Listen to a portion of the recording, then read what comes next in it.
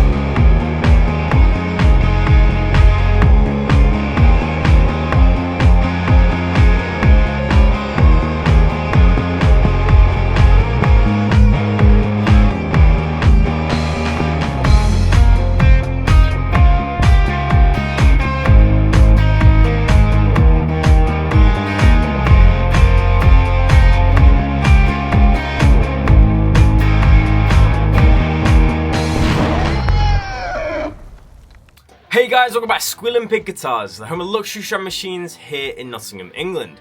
My name is Keightley, and first off, thank you so much for checking into this video. If you enjoy these videos, make sure to leave a like, comment your thoughts down below, and hit the subscribe button if you're new. But today's video is going to be very interesting as we continue this series to find the ultimate Gibson guitar model. Last week we did the Gibson versus the SG. I think it was pretty clear who the winner was.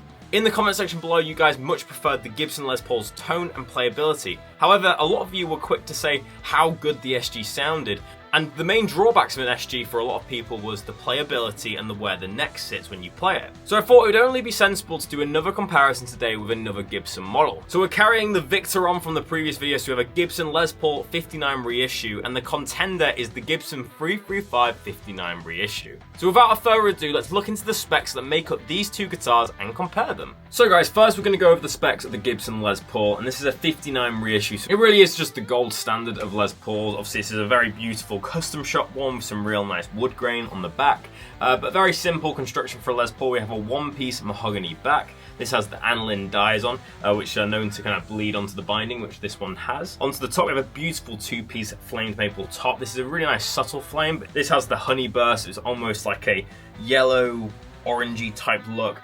Very nice, looks like caramel in person. The binding is cream on this example, and we have the custom shop appointments, so ABR1 bridge drilled directly into the top.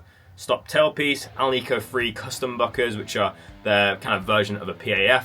Both of these guitars today are actually going to have the exact same pickups in it, which is interesting. They're both from the 59 era, so they both use the exact same year of PAF pickup. 2 volumes, 2 tones. We have a mahogany neck with the 59 profile, so it's a very nice kind of rounded C. We then have a rosewood fingerboard, celluloid inlays, nylon nut, and then on our head we have the Gibson Deluxe tuners, and then we have a beautiful Gibson logo with the gold Les Paul silkscreen. This particular example, if you're interested, is 933579, and as I mentioned, it is a 59 reissue. So let's see how that differs to the 335. So the construction of the 335 is obviously radically different to the Les Paul. It's built around an electric Spanish shape, ES basically, and we have this maple poplar maple laminate material which makes up the top, the sides and the back. So they basically put maple, really thin piece, then glue on poplar, then glue on maple, and then you get your sandwich, which is really strong. Then you'll see some bracing if you look in the F-hole of the guitar around the edge, which obviously holds on the top. And then we have a center block of maple to make it semi-hollow, which reduces a little bit of feedback,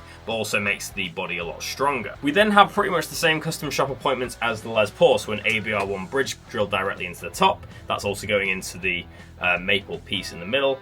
We have the stop tailpiece, we have the Alnico free custom buckers, 2 volumes, 2 tones, pretty much the exact same thing, just the body construction is different. We then have the same neck profile, 59. Of course, during the entire production of 59, Gibson would use the same profile and same options on every single guitar, as that's the electronics and the bridge at the time. We have a rosewood fingerboard with dot and mother of pearl inlays.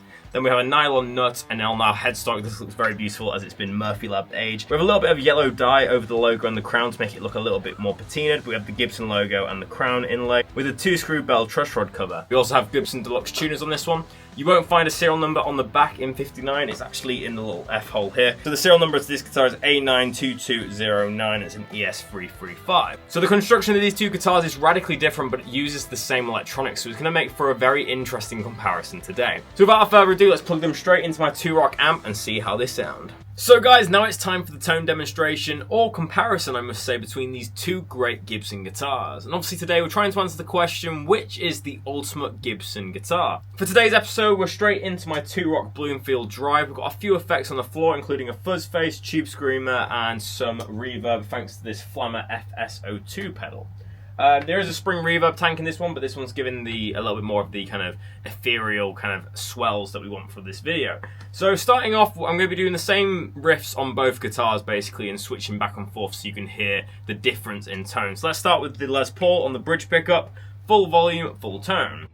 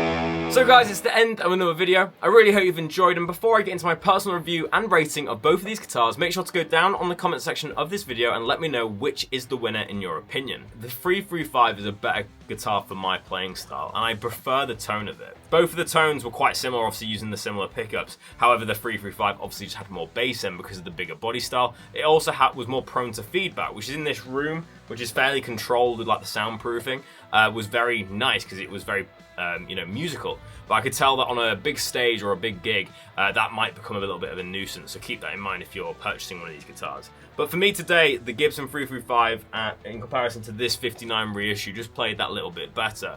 So I'd give the 335 a 10 out of 10 for today's video, and the Les Paul a 9 out of 10. But that is this particular example. For example, we could do a Les Paul custom versus a 335 for metal, and the answer would be different. But for the style I was playing in today's episode, I preferred the 335, I preferred the Murphy Love finish, and I prefer how I was playing on the guitar. However, this will not be the end of the series. I want to compare the 335 versus the SG and other Gibson models. So let me know in the comment section below which Gibson models do you want to see up against the 335 or the Les Paul. Maybe we could bring the Nighthawk back, because I know you guys have a bit of a joke in the comment section about that model and how I don't like it, so maybe we could bring it back to see if it can rival the Les Paul. But yeah, in today's episode, the 335 is victorious, getting a 10 out of 10 score, and the Les Paul is just slightly behind at 9 out of 10. But thank you so much for checking out this video, guys. I hope you've enjoyed. Today is Good Friday. Obviously, it's Easter holiday, so I hope you all have a great Easter with your families, and I'll see you next week on Monday for another episode. But thank you so much for checking into this Squealing Pig Guitars video, and that leaves me with one last thing to say. Keep rocking, guys. I'll see you soon.